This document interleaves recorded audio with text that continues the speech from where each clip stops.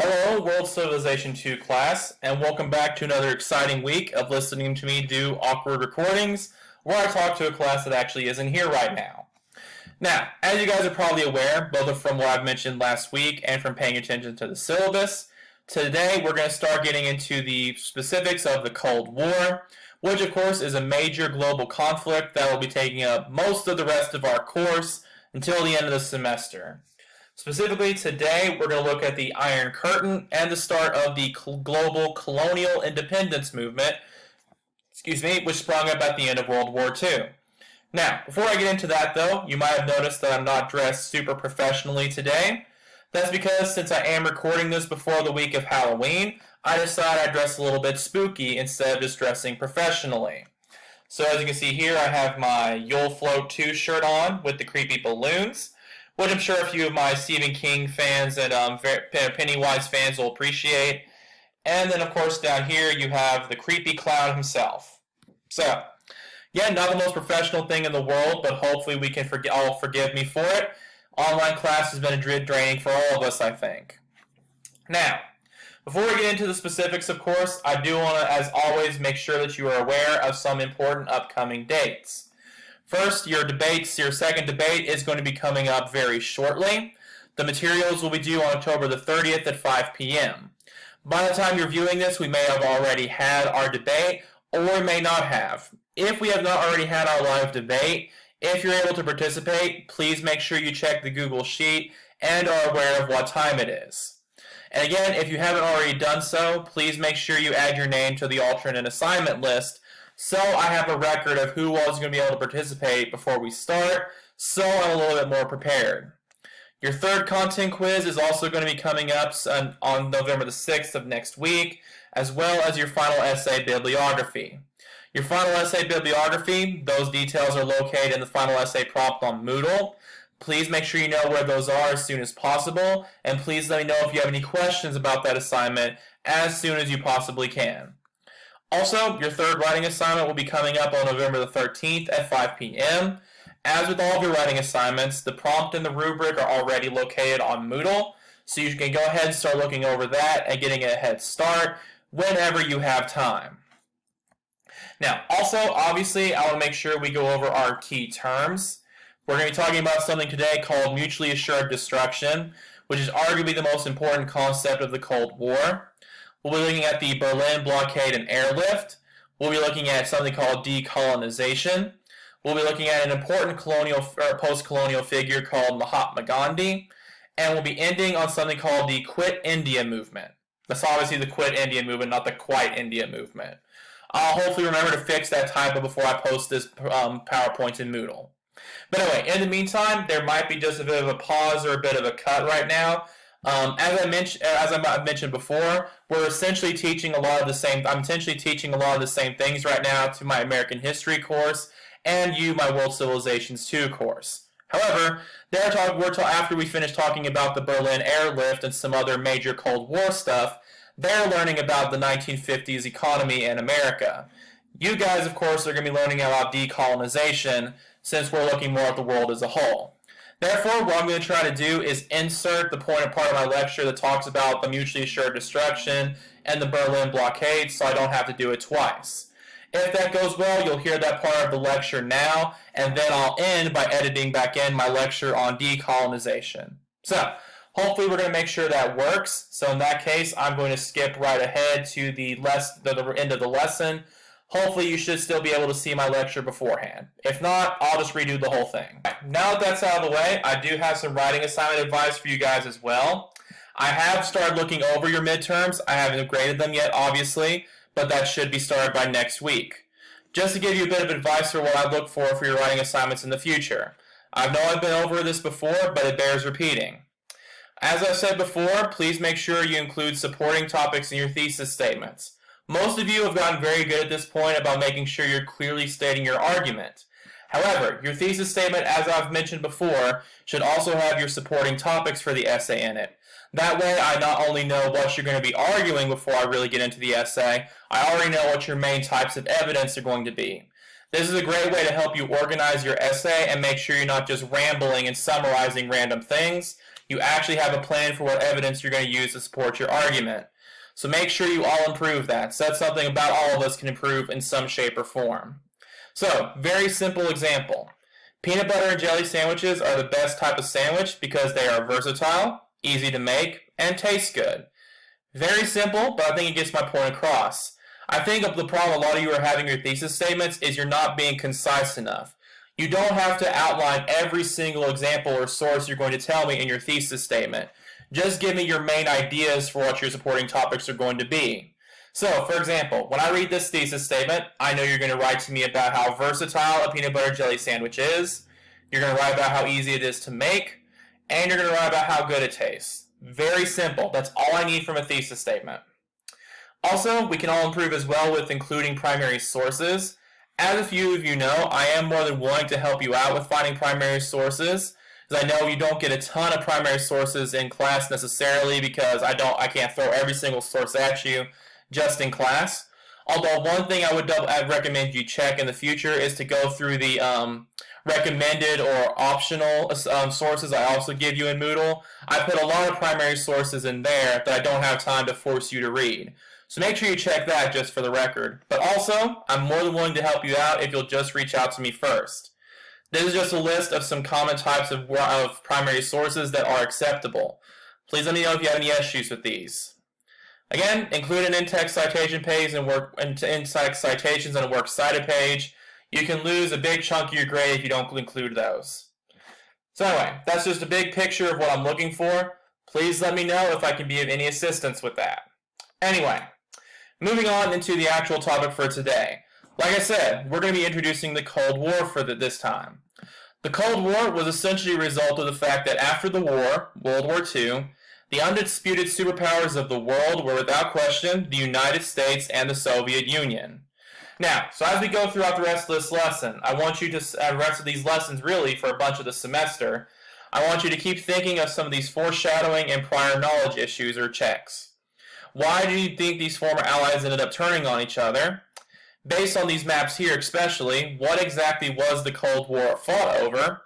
And was it actually a Cold War? This is something many historians like to dispute because, as some of you may already know, we're going to talk about quite a few armed conflicts that did happen during the Cold War. So people were actually fighting each other. Why do we call it a Cold War in the first place? This is something a lot of people like to debate. Now, in the meantime, one of the main reasons we do call the Cold War is right from I said here, one of the most important terms of the Cold War, something called mutually assured destruction. Mutually assured destruction, put simply, is a doctrine of military strategy and national security policy in which a full-scale use of nuclear weapons by two or more opposing sides, say the United States and the Soviet Union, would cause the complete annihilation of both the attacker and the defender. So, based on that definition right here, why do you think the Cold War was actually a Cold War? There's our first awkward pause of the day.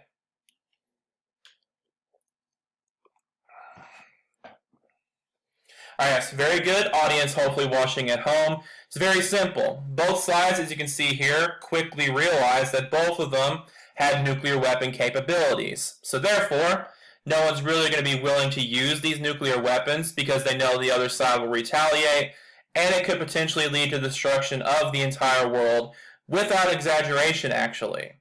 So again, this is one of the main defining factors of the Cold War. No one could ever really get nuclear because more than one side had the ability to use these weapons. Now, to understand the Cold War, we also have to understand something called the Iron Curtain. I'm having trouble getting my face out of the way. I apologize. The Iron Curtain is essentially a geopolitical feature that sprung up after the end of World War II. During World War II, Stalin, this dashing gentleman you can see here, had become more and more determined to try to control all of his neighbors to the west so that he could have some sort of buffer between his country, the USSR, and Nazi Germany. Now, see who was paying attention last time. What exactly happened in World War II that would make Stalin want this buffer between himself and Germany?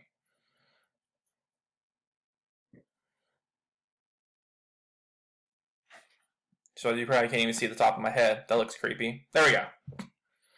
Although it is Halloween, maybe it's appropriate. But anyway, yes, for those of you who are paying attention, you remember Operation Barbarossa, which led to devastating casualties throughout the Soviet Union, both among the military and civilian populations. This convinced Stalin more than ever that he needed to have some protection from his Western neighbors. This started to come to fruition, actually, during the Potsdam Conference, which was held in August of 1945, which, if you remember from last time as well, was very close to the end of the war. This was held between the main leaders of the Allied powers, who were going to decide what they were going to do with newly surrendered Germany and post-war Europe. Because if you remember, at this point, Germany had already surrendered, and Japan was essentially just hanging on the ropes, as it were. Hopefully some people will appreciate that boxing reference.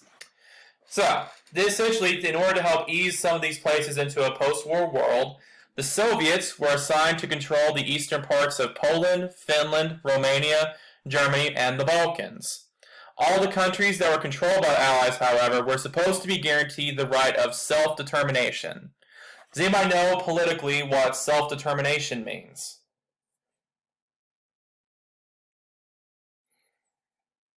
Yes, once again, very good imaginary students that I can't actually hear. Although hopefully you're not imaginary. I probably shouldn't say imaginary. But anyway, the whole idea is that once these countries have been stabilized, they should all have the right, just like in any democracy, to vote for what kind of country they want to have, what kind of government, who they want to be allies with, all that fun stuff. So essentially, this is supposed to be just a temporary thing and a temporary administration.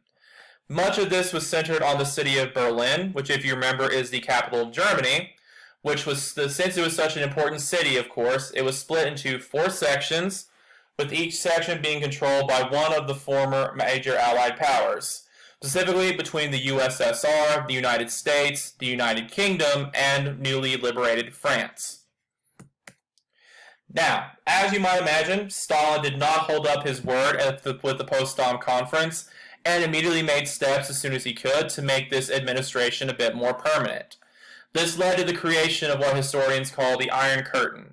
The Iron Curtain is essentially a non-physical barrier which divides Europe into 2 major sections, cutting off the democratic West, or at least the more democratic West, from the communist-controlled East and the Soviet-allied East.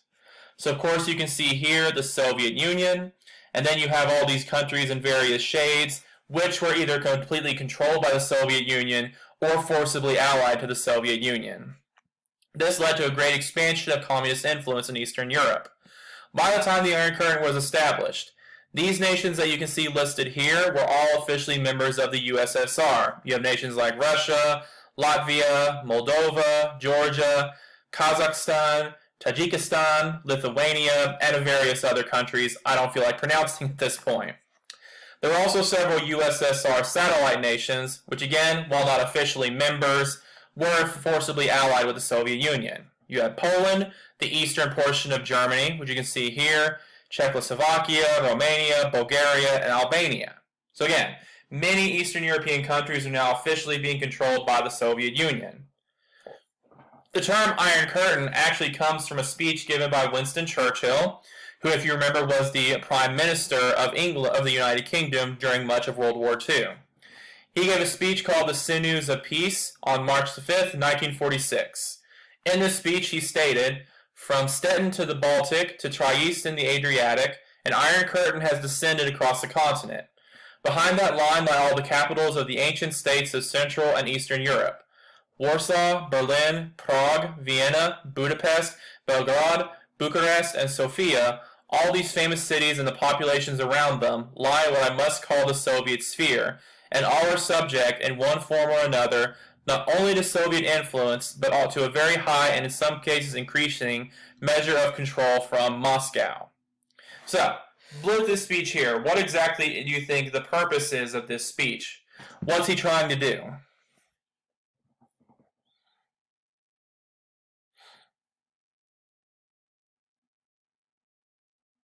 Yes, very good again, imaginary audience, or again, hopefully not imaginary. He's trying to essentially inspire fear and a response to limiting this Soviet sphere, as he calls it.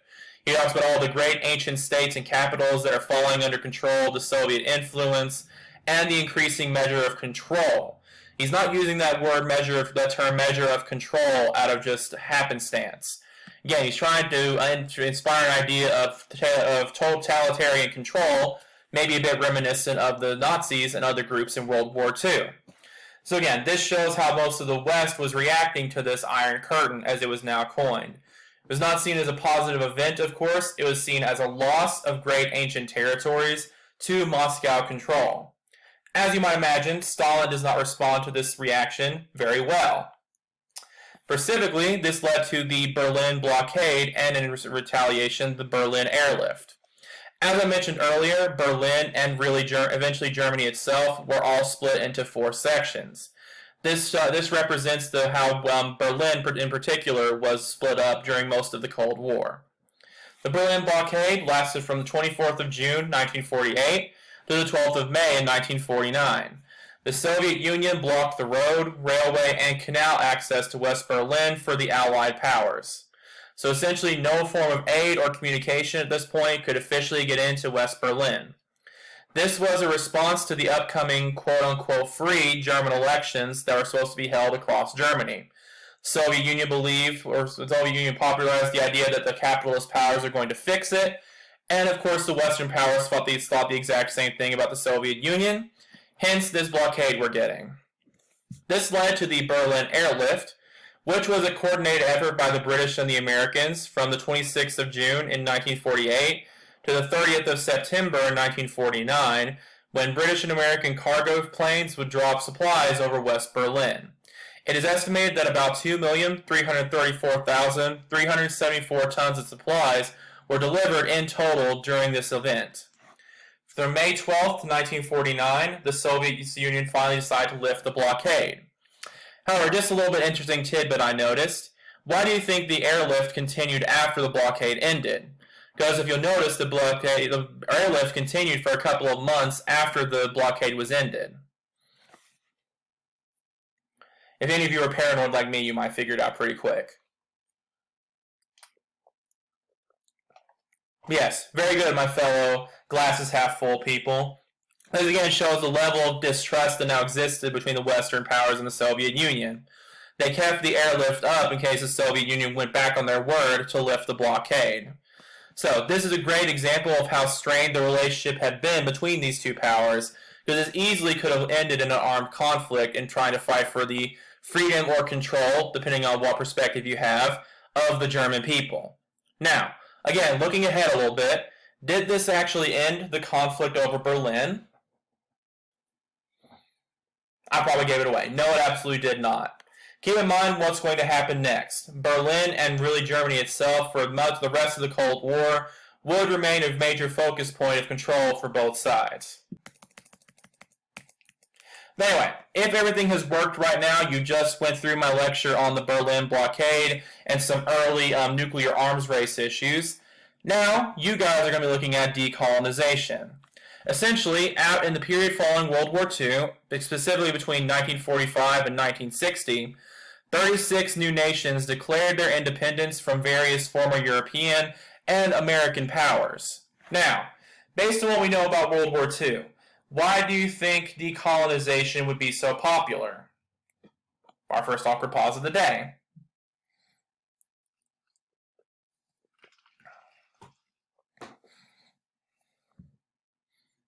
Alright, yes, very good imaginary audience. This is essentially a lot of pushback from the imperialistic actions of countries like Italy, Germany, and Japan. Once things like the invasion of China and the Holocaust and things like that became more well known, many people lost favor in the idea of colonization and imperialism because they saw how violent it could be against colonized groups. Therefore, essentially, colonialism fell out of fashion, if you'll pardon a little bit of a pun. Now, why do you think the timing of these independence movements is so significant? Why were they able to be successful now? Besides, not just the fact that they were sort of out of favor, practically, why are they able to succeed now when maybe they couldn't before? Think about what just happened across the world.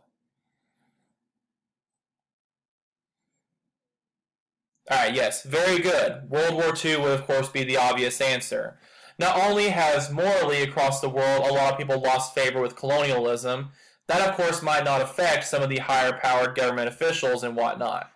But since World War II has just happened, many European nations especially no longer really have the resources or the manpower to enforce colonialism. So essentially it was a great opportunity for various countries to knock down the colonialist setup. And perhaps more importantly, keep in mind throughout the rest of this lesson how exactly America and the USSR specifically are going to react to these independence movements. Do you think they're going to leave all these countries that are declaring independence alone? The short answer is probably not. But think about how that helps influence the Cold War as we continue this class. Now, decolonization especially started in Africa. For example, in 1945, Egypt, Ethiopia, Liberia, and South Africa all declared their independence primarily from Great Britain. Between 1951 and 1952, Libya and Ethiopia had declared independence. In 1960, Somalia officially declared their independence, and by 1977, all official colonial rule on mainland Africa had finally ended. Now again, looking ahead a little bit, as you might know, most of these countries, in one form or another across Africa, fell to some sort of dictatorship and or had a series of civil wars and coups. Again, looking ahead, why was this the case? What did these independence movements have to do with the Cold War? Think back to that question I said earlier. What are America and the USSR going to do once these countries start gaining independence from Great Britain and other European countries?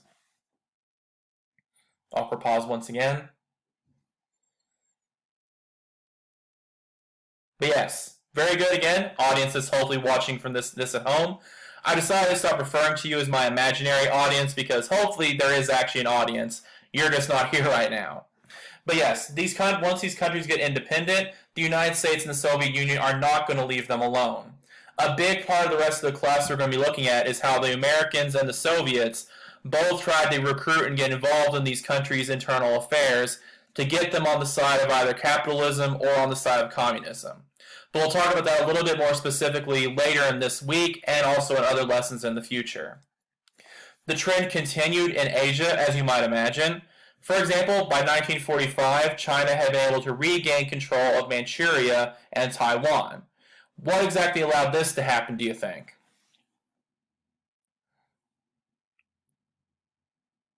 Very good. Yeah, this one was probably pretty obvious if you paid attention last time. If you remember, Japan had initially taken these territories away from China, but now that Japan has been forced to surrender unconditionally, China is able to get them back.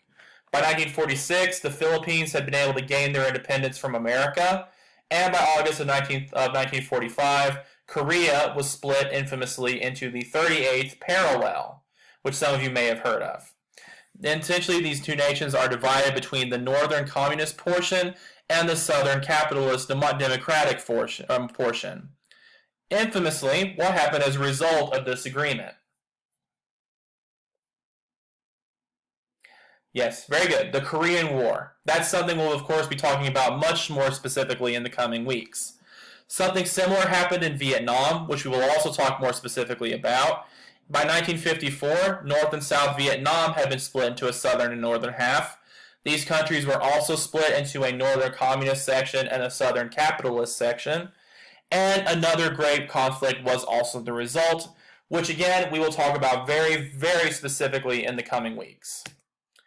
Now, one of the more well-known decolonization movements of this time period was the Quit India movement, which was led by one of the most famous resistance leaders of the post-World War II world, Mohandas Gandhi. Gandhi was a former lawyer who turned anti-colonial activist after getting more involved in religious movements. He was primarily a Hindu, but supported religious pluralism and called for Indian unity across all religions and all peoples in the country. Now, we've mentioned this a little bit before when talking about India. Why is this religious pluralism arguably so important, but also going to be super difficult to accomplish?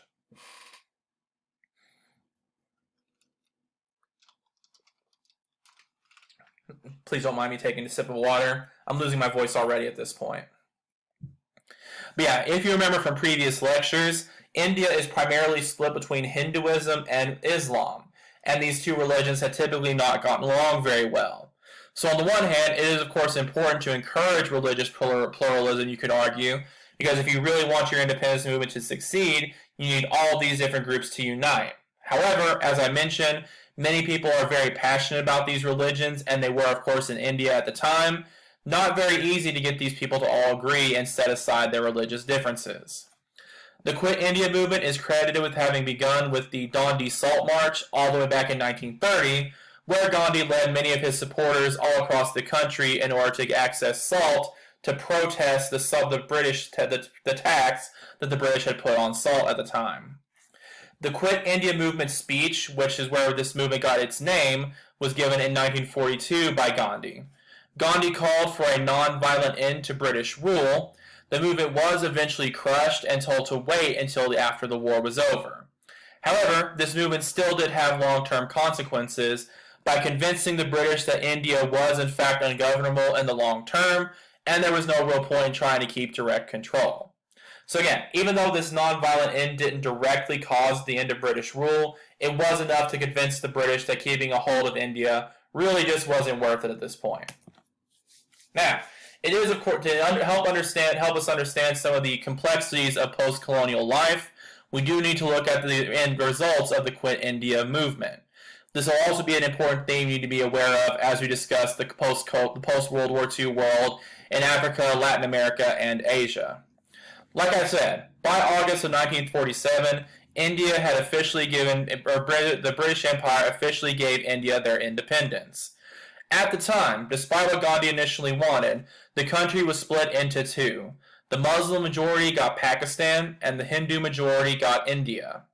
Importantly to note, after this division was announced, 10 to 12 million were killed in various religious riots all across the country, or now two countries, as various Hindus and Muslims tried to migrate to their respective majority areas.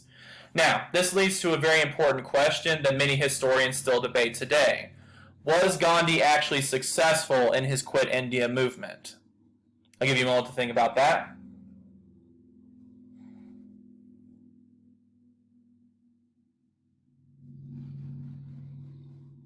Right. See, again, this is really largely an opinion-based question, but it again does show a lot of the difficulties of decolonization. Even when you get rid of the imperial power, a lot of the divisions that still exist aren't really going to go anywhere, and without some imperial power controlling them, they're often going to spill out in more violence. This, of course, is in no way meant to justify colonization, but it's just meant to show that even that just getting rid of your imperial power is not enough to ensure peace and prosperity in your country. So essentially, you could argue that on the one hand, Quit India did get India its independence, but Gandhi's dream of religious unity among these countries was obviously never really realized, since not only were they split up into two, humongous amounts of violence erupted between the two groups as they tried to control their majority areas.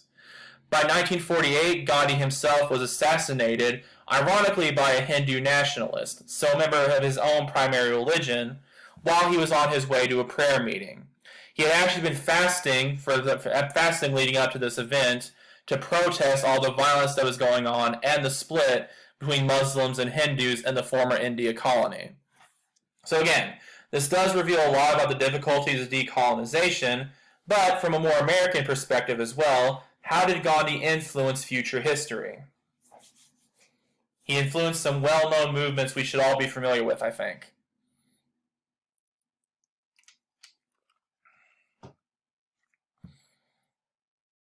Yes, very good. Any amateur historians who are watching this, Gandhi, of course, influenced later nonviolent activists such as Martin Luther King. He often credited Gandhi's nonviolent approach as an inspiration to his own. So again, even though Gandhi wasn't entirely successful in his own case, he did influence many other movements which came later. Man, that's all I essentially have for you this time. Next time, I'll be introducing more specifically the effects of the Cold War on the world as a whole. Again, just keep in mind these upcoming assignments. If you have any questions about them, please do let me know as soon as possible so I can be a bit more helpful than if you let me know at the last minute. But anyway, that's all I have for you right now. Please enjoy the rest of your day. Have a great one.